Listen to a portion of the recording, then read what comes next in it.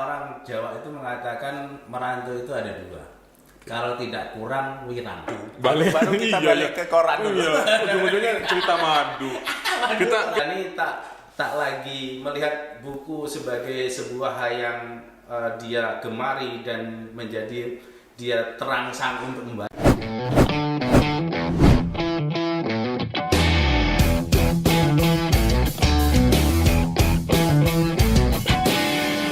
Selamat datang di dunia nyata karena ini bukan mimpi. Bagus Santoso. Luar biasa. Iya, ini semangat nih Mas. Soalnya jarang-jarang kita kedatangan kepala daerah. Nah, Masih wakil. Mudah-mudahan jadi kepala daerah. Apa kepala wilayah? Mimpi kan nggak boleh nanggung-nanggung Mas. Iya. Kayak judul kita bukan mimpi. Kata Pak Gubernur Rusli Jainal, kalau mimpi itu harus sampai di langit. Oke. Mimpi itu gantung kan, mimpi itu sampai ke langit.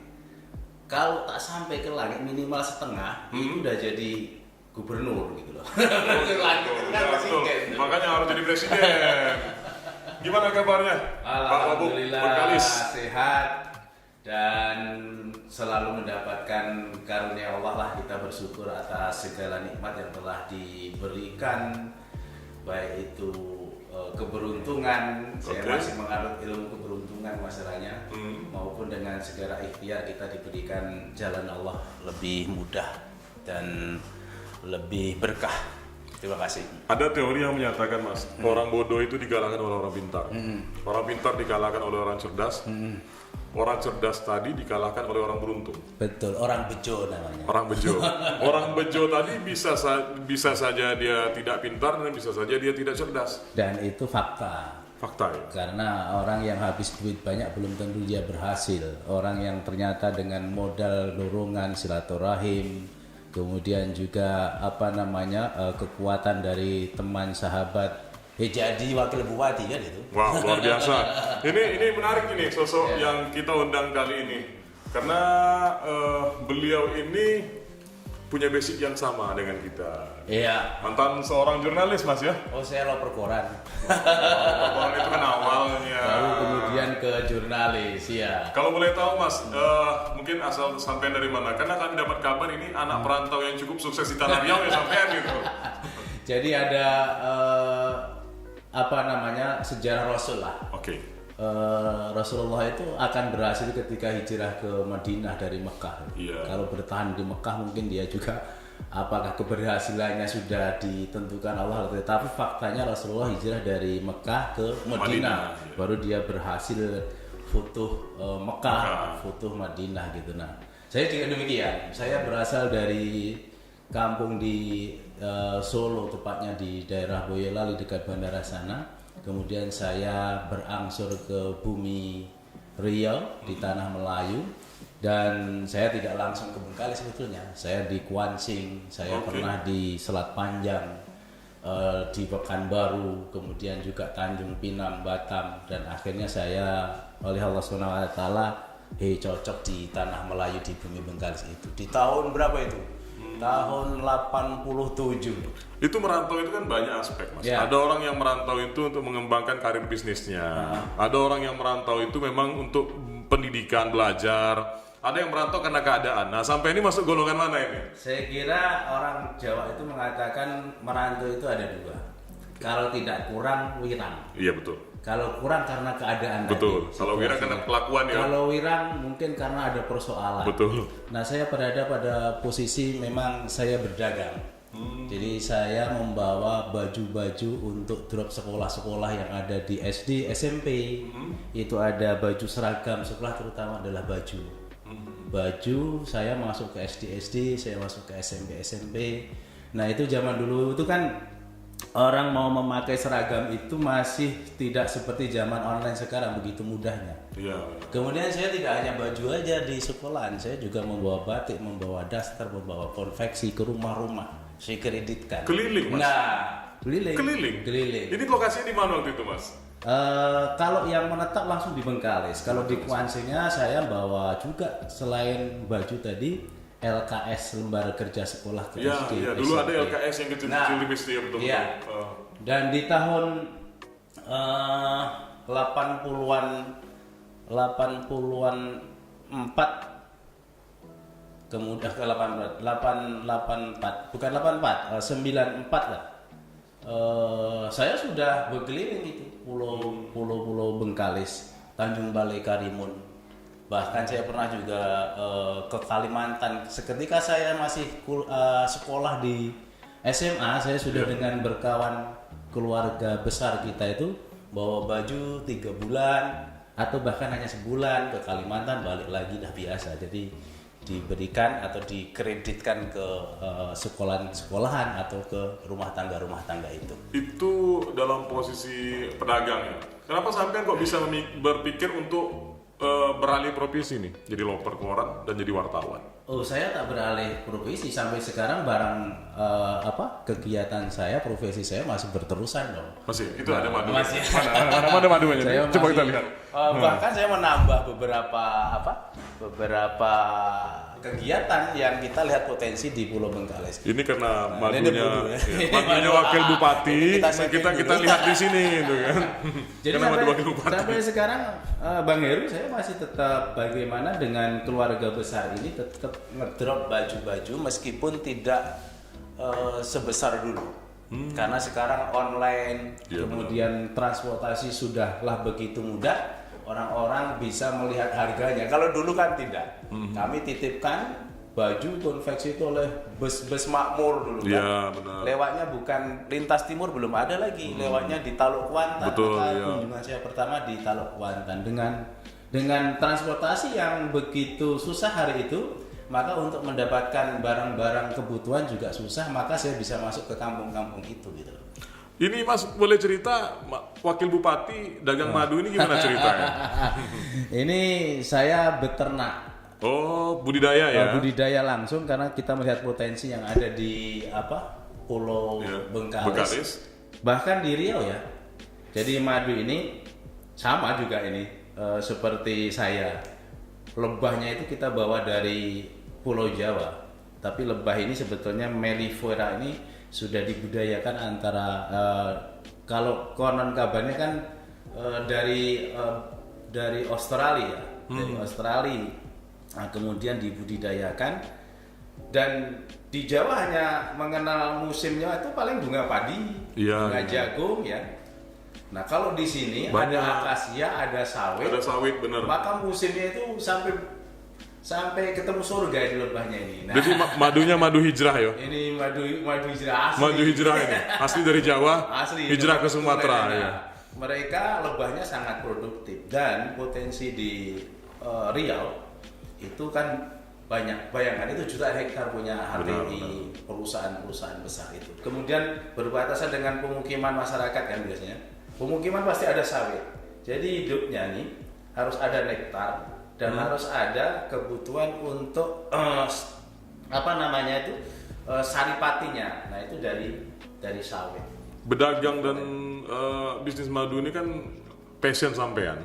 Passion ini tularkan enggak ke masyarakat guna menunjang ekonomi kreatif masyarakat di Bengkalis? Kelompok saya pure. Jadi artinya pemimpin itu mesti hadir. Betul. Kita tidak perlu masyarakat itu kasih sosialisasi A, B, C, D. Tapi ketika ada pemimpin, dia memberikan contoh, ternyata ada hasilnya, maka dengan sendirinya akan berbondong-bondong untuk ikut. Ini berarti sampai sifatnya menstimulasi masyarakat. Sebetulnya kami menstimulus, merangsang masyarakat. Ini loh ada potensi yang sangat luar biasa. Ini kenapa kita tidak manfaatkan? Nah, akhirnya ada kelompok-kelompok tani kita bentuk. Nah, di Bengkalis terutama di Kecamatan Bandar Laksamana.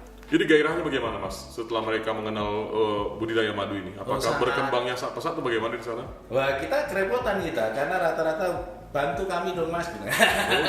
Tapi akhirnya kan ada OPD yang terkait. Kemudian ada perusahaan-perusahaan. Nah, kemarin Pertamina misalnya membantu beberapa kota terhadap kelompok. Nah, kelompok itu akhirnya kita edukasi, kita ajari. Yang dulunya rata-rata kelompok masyarakat itu mencari madunya dengan cara tradisional, ke hutan, sarangnya dibakar, ya kan, akhirnya datang lagi. Nah, sekarang bagaimana dengan membudidayakan lebah madu mellifera ini yang mengambil nektar dari akasia dan dari sawit itu. Nah sekarang siapa yang mau investasi boleh ini. Oke, Mas itu ada Pak teh. Heru juga bisa ikut nih dari Bisa, Rio TV ini bisa. Nanti kita pelajari, kita coba Iya. Mas. Itu ada teh, kita minum Oh, dulu iya, Mas, iya. biar Wah, santai. Ini tehnya harus ada merek teh Rio TV juga sebetulnya. Kami Ini punya teh Rio blending TV. madunya itu kan madu tulen Rio Bengkalis. Oh iya ya, Nah, teh kalau dicoba dengan madu, cocok ya. oh rasanya bagus. Kita coba ya. Kalau kopi gimana? Kopi lebih bagus. Di mix nanti kita Di coba. mix ya? Terakhir nanti kita coba. Boleh. Oke, Silakan minum Mas, ya. diminum dulu.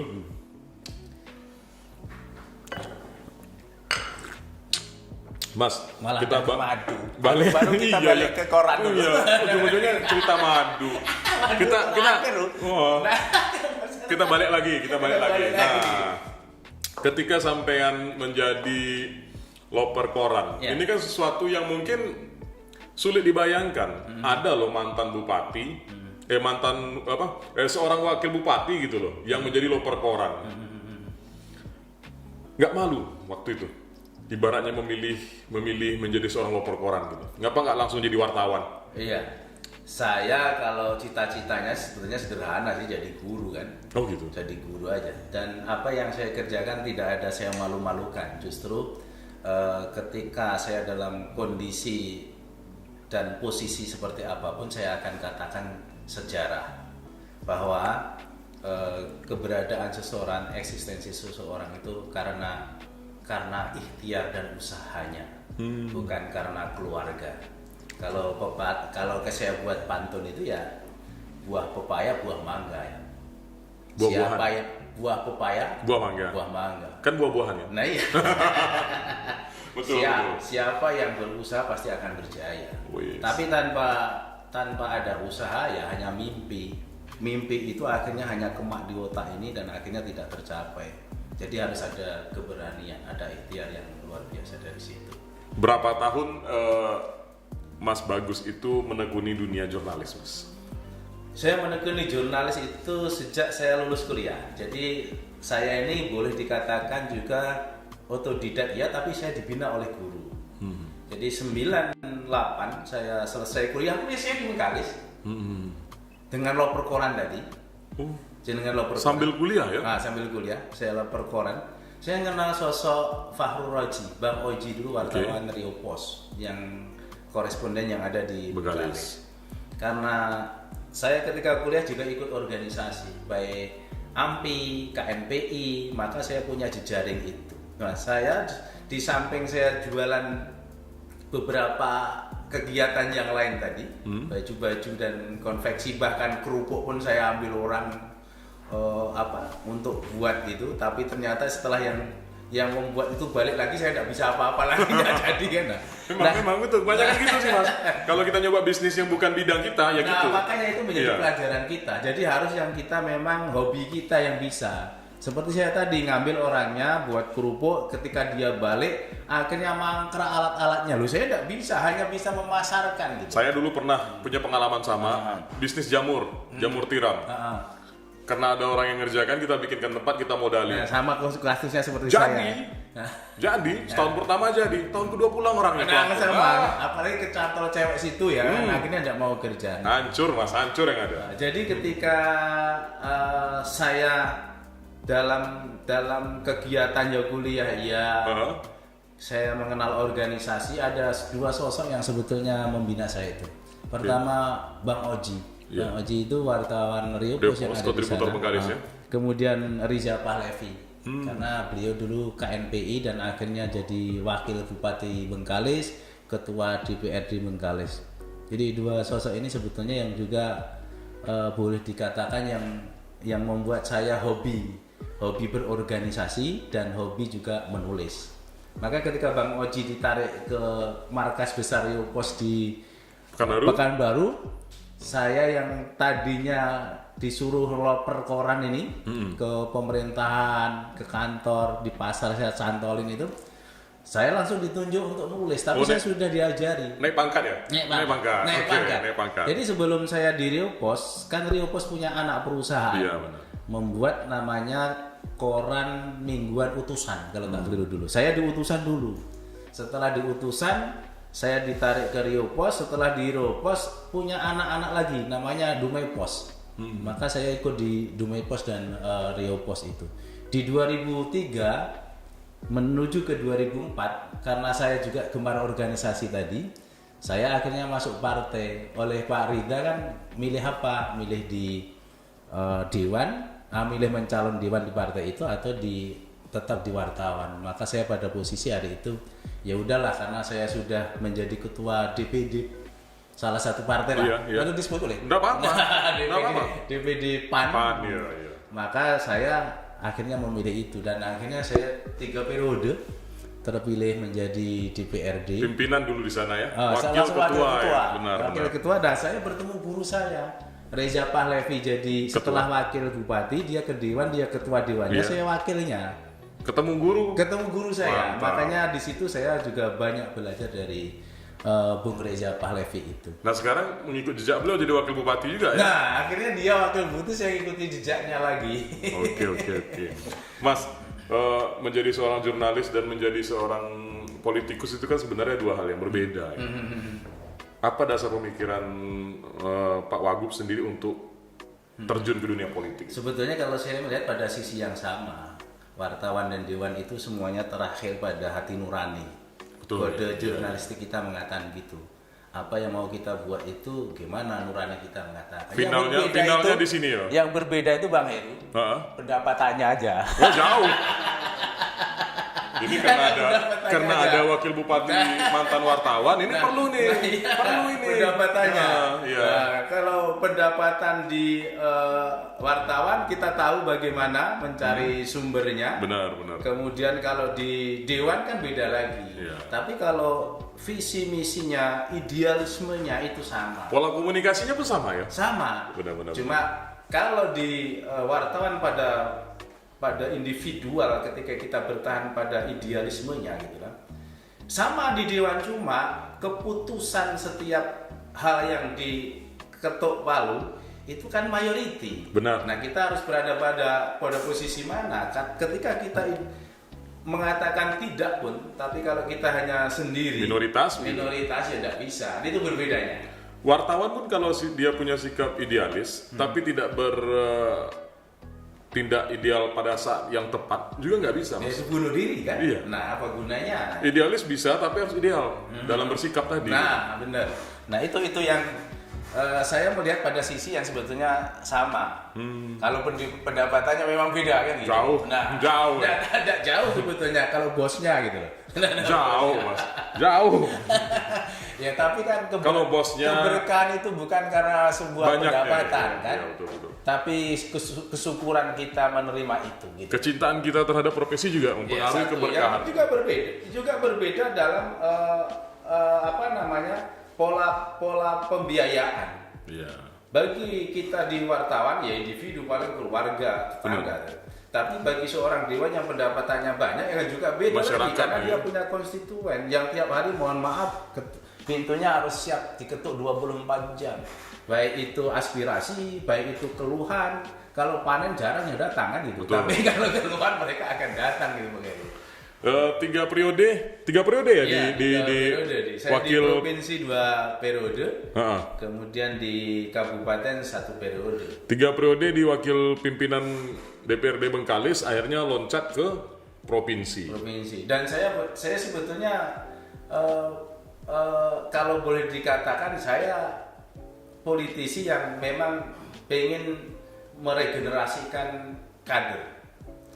Jadi yang betul gini, artinya ketika saya anggaplah DPRD di kabupaten itu SMP-nya, saya kan sudah lulus. Iya. Saya sudah lulus 1 periode 2004-2009. Oh, saya harus dapat wawasan dong. Bagaimana saya ke provinsi? Saya anggap itu SMA-nya itu DPRD provinsi. Di 2009 sampai 2014. Nah di 2014 itu sebetulnya saya pengen sudah ke Jakarta. Jadi dan tidak itu bukan perkara yang kita cita-citakan. Tapi ada sebuah sejarah yang akan kita tulis itu. Betul. Tapi ternyata di 2014 oleh beberapa pertimbangan, terutama oleh kader PAN, ya udah Mas Bagus jaga dulu di provinsi. Makanya saya dua periode, dan ada sejarah menarik ketika 2014 ke 2019. itu dapil 5 Bengkalis Dumai Meranti itu kan bisa 2 Betul. dengan Pak Naryo karena kami berkolaborasi. Nah ketika 2019 saya dicegah ke mesti ketua DPW kita Bang Irwan Nasir yang dari Meranti. Mas tetap di provinsi aja, nanti hilang itu 1 kursi kalau Mas ke Jakarta. Di Jakarta biarlah kader kita. Kan ada Bang John Area yang bendara. Rizal ya. Tapi saya sudah punya nawa itu. Minimal saya punya sejarah dan saya tulis bagaimana sebuah partai itu harus dikaderkan. Maka di 2019 itu boleh saya katakan mencoba keberuntungan juga kan. Saya harus ke DPR RI. Kalaupun gagal itu kita sudah siap, bukunya sudah kita siap gitu. Kita siapkan itu udah ada tanya hak jawabnya Mas ya. Betul. Ya. Dan betul ketika 2019 prediksi kita juga memang kalah pasti kalah. Tapi kan 10 tahun di DPRD provinsi itu bagi saya yang sering berontak ini pasti sudah jenuh. Betul. Bagaimana posisi di provinsi itu. Maka 2019 PAN tetap dapat 1 Bang John ya. Sementara di dapil 5 itu hilang, tinggal 1 Mas Naryo. Berarti saya yang sebut. Prediksi dari kawan-kawan partai sendiri betul Mas. Betul dan saya juga prediksi seperti itu. Tapi saya akhirnya mendapat ilmu yang besar. Betul. Bagaimana pertama saya mengatakan partai itu harus ada regenerasi. Kalau tak ada regenerasi, orang yang jadi anggota dewan itu ya selamanya si A itu terus. Misalnya saya tetap maju lagi di DPRD provinsi. Insya Allah masih terpilih. Tapi bagaimana kader yang baru di bawah-bawah kita menutup peluang itu? Jadi saya tidak sepakat ketika ada sebuah studi yang mengatakan untuk mempertahankan kursi dewan itu membuat sejarah sampai 5 kali, tapi dia hanya misalnya di tingkatan tempat provinsi yang sama atau gitu. di kabupaten, bagi saya tidak. Itu sudah tidak ada perjuangan lagi. Itu aman di zona nyaman. Nah itu yang saya tidak bisa. Karena kita mau mencari ilmu tadi, ibaratnya ya harus SMP, SMA, kemudian perguruan tinggi, sehingga adik-adik kita yang baru dia punya semangat mencari peluang. Nggak mungkin nanti saya di provinsi terus misalnya, atau di DPR RI terus betul. Nyaman terus misalnya sampai 5 kali, 5 periode, atau sampai meninggal dunia. Ya akhirnya peluang-peluang orang-orang yang mau masuk ke partai itu malas lagi. Benar. Akan lebih mudah sih Mas untuk bertarung di tempat yang sama dengan konstituen yang sama dan pola-pola yang sama. Bagi incumbent pasti dia akan lebih senang seperti itu. Iya. Karena dia sudah tahu kan linknya mana, polanya mana. Kaderisasi politik gagal itu kadang seperti itu. Ketika salah seorang ini menjadi anggota DPR baik kabupaten, provinsi ataupun DPR RI sampai berturut-turut sampai tua sampai meninggal, sehingga menutup peluang bagi kader-kader yang lain. Ketika kader baru-baru muncul, dia belum punya power, belum punya nama ya, belum ada sosok, jadi apalagi habis. Apalagi duit.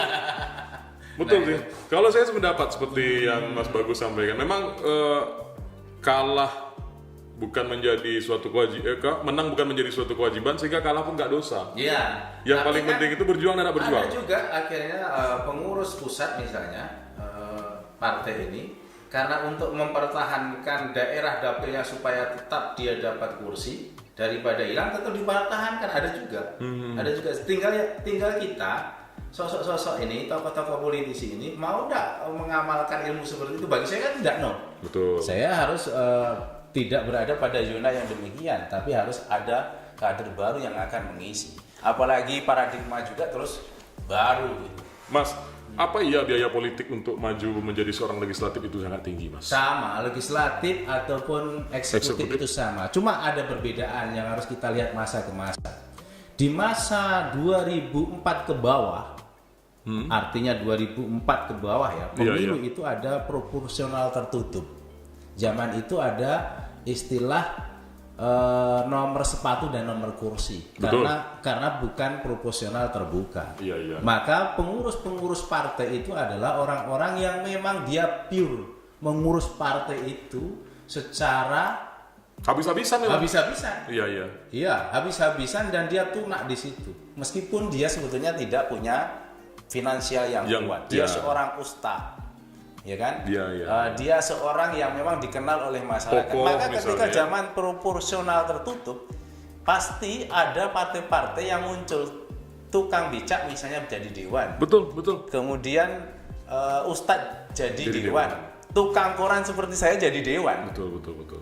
Di 2004 24 ke bawah ya. Tapi ketika 2009 susah menemukan loper koran jadi dewan. Yang jadi dewan yang bos-bos korannya itu. Karena kosnya tinggi. Kosnya tinggi.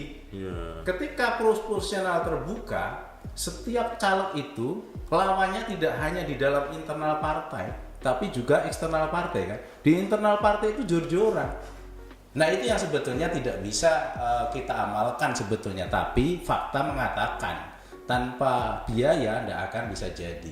Dulu Pak Amin Rais itu mengatakan kalau partai Anda itu cara polanya dengan membagi-bagi sembako, membagi-bagi duit, tidak usah ya. Tapi ketika kita mengamalkan ilmu itu, maka siapa yang mau nyoblos kita? Betul. Ketika semuanya sudah demokrasi wani piro. Iya betul. Nah, ya kan? Betul. Demokrasi wani piro. Maka yang terjadi sekarang, ya mudah-mudahan ini nanti akan terus terbenahi ya. Saya yakin juga meskipun sekarang ada istilah demokrasi wani piro, bahwasanya siapa yang terpilih meskipun itu pilihan masyarakat, tapi belum tentu bagaimana dia dipilih dengan secara hati nurani. Dipilihnya itu karena apa? Apa karena Indomie? Apa karena duit? Apa karena sembako? Nah rata-rata kan itu sekarang. Ini zamannya politik di mana yang tampan itu bakal kalah dengan yang mapan sih Mas. Makanya harus tampan dan mapan. Dan mapan, dua-duanya. Maka saya akan juga menulis sebuah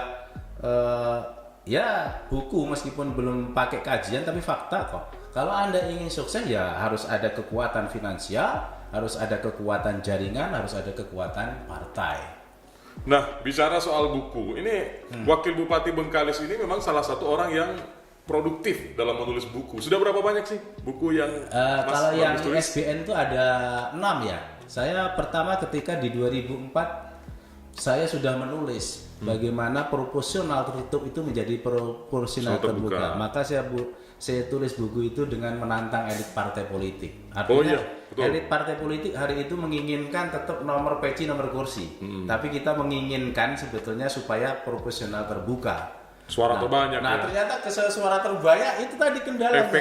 Efeknya itu malah lebih wani pironya lebih besar. Betul. Saya juga tidak terpikir. Nah, akhirnya memang pada keseluruhan berubah menjadi proporsional terbuka. Nah, yang kemudian saya nulis merakyat tak dapat dibuat-buat. Saya lonceng di Pangeran. Kalau menantang elit partai politik di UIN dengan senior kita Jarir.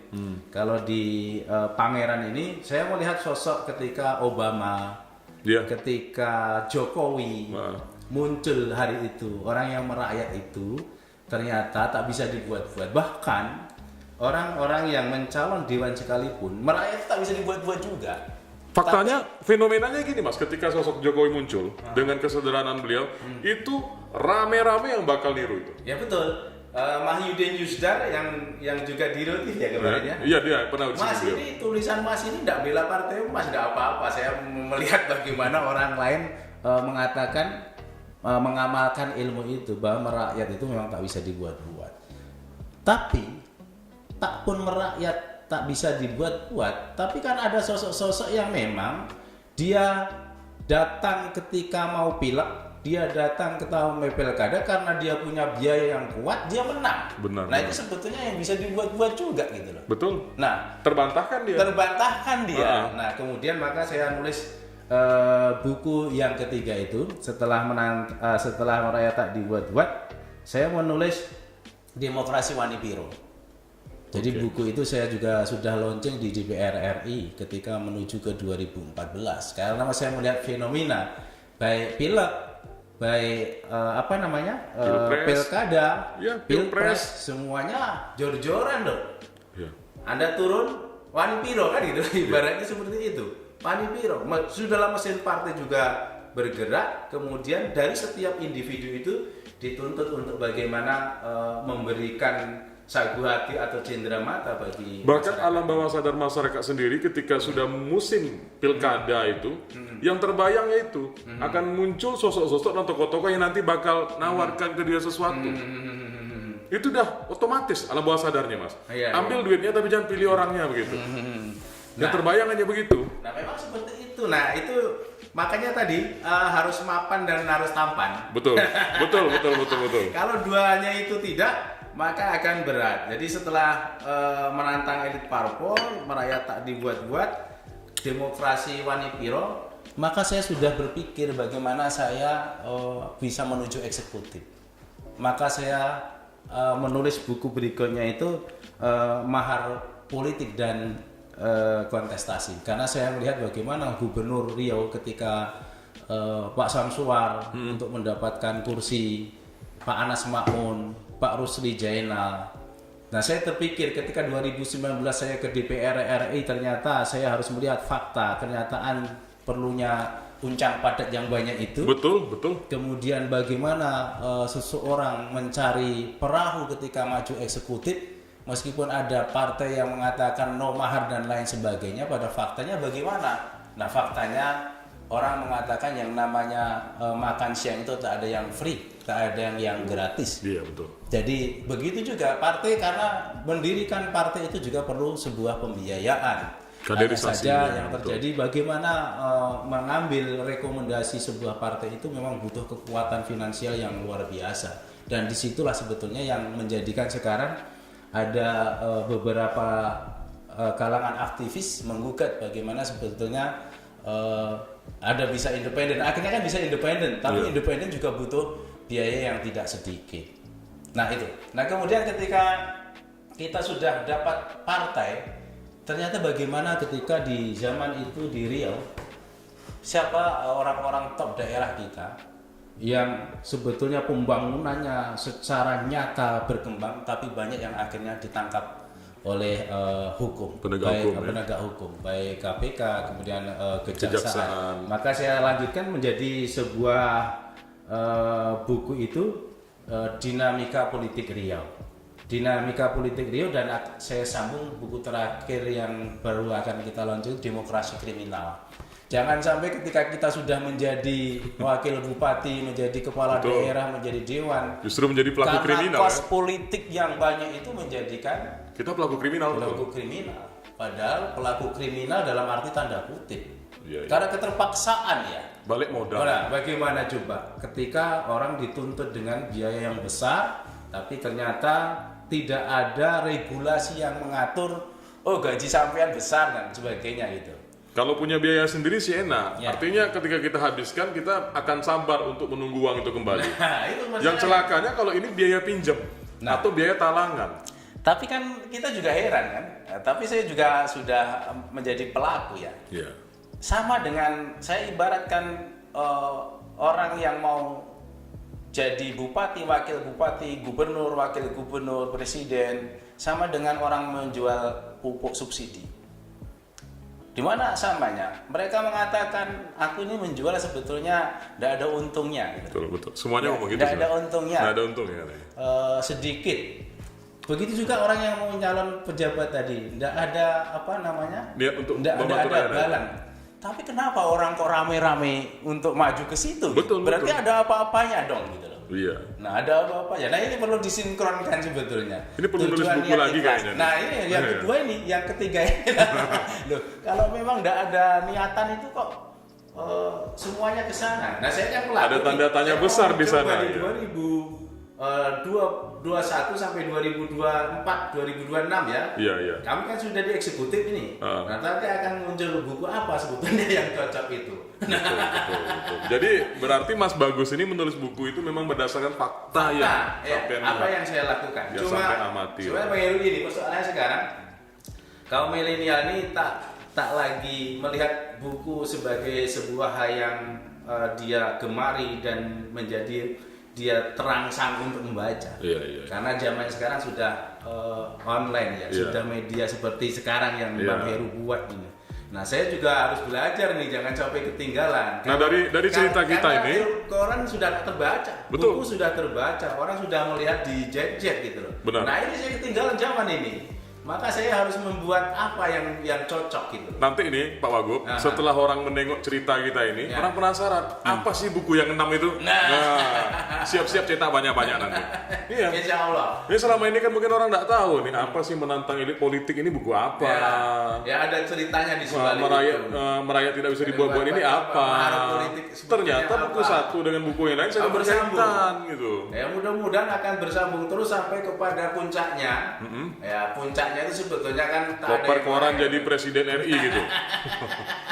Luar biasa. Tapi harus kita ingat lebih baik kita berhenti pada saat kita berada puncak daripada kita berhenti karena posisi sudah lemah semangat. Tapi orang kadang kan haus ketika memang berada di puncak akan lupa segala-galanya kan. Tapi mudah-mudahan dengan kita terus komunikasi terutama dengan LPG, Rio Post Group, kawan-kawan wartawan, kawan-kawan saya yang jualan baju, kawan-kawan saya yang jualan bakso, kawan-kawan saya yang nanam kangkung, itu akan mengingatkan kita bahwasanya hidup itu berakhir dengan sebuah kematian. Bagaimana ketika menuju kematian itu sudah memberikan dan mengukir prestasi. Orang yang kenal Mas Bagus Santoso ketika menjadi loper koran dan bahkan dulu pedagang keliling itu dengan mengenal Mas Bagus Santoso sebagai wakil bupati itu bagaimana? Apakah ini yang saya mau ceritakan. Iya. Betul Bang Heru. Jadi ketika saya loper koran, itu yang saya loperi itu siapa? Pak Azmun Jakfar, yang Bupati Bengkalis. Pak Anas Makmun, ketua. Pak Anas Makmun mantan gubernur kita. Pak Boy. Bupati Kampar karena dia ketua Bapeda di sana.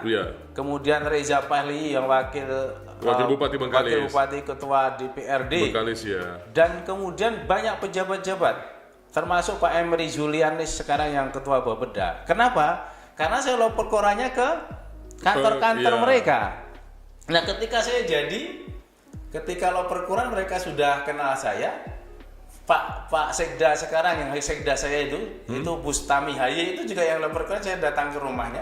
Sekarang jadi kawan. Ya itu yang menariknya. Karena itu jadi menjadi sebuah peristiwa yang tidak menyangka dan akhirnya memberikan motivasi terhadap semua orang bahwa ketika kita ada kegigihan dan kita yakin Allah itu punya kuasa, maka kita tak usah memandang orang lain itu dengan karena ABC-nya, tapi kita lihat karena prestasi dan karya-karyanya. Nah, mereka rata-rata kenal saya karena saya loper koran, saya wartawan, kemudian saya dewan, kemudian saya wakil bupati, dan masih ada saksi-saksi yang hidup.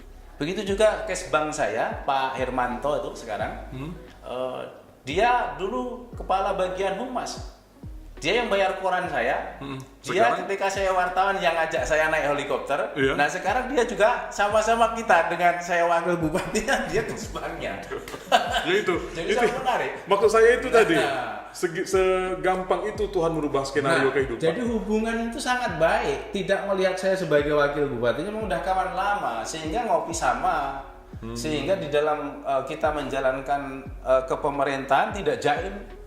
Orang sama-sama kita dulu juga ngopi gitu loh. Nah itu sebetulnya kita mau buat korelasi hubungan antara pimpinan dengan OPD sekalipun tuh anggap sebagai mitra, jangan dianggap sebagai anak buah. Ini sudah ada belum bukunya tentang ini? Nah ini belum. Nah, ini harus dipersiapkan, ini menarik ini Mas. Karena ada suatu dimensi yang memang sulit dipahami dan ternyata bisa terjadi. Begitu.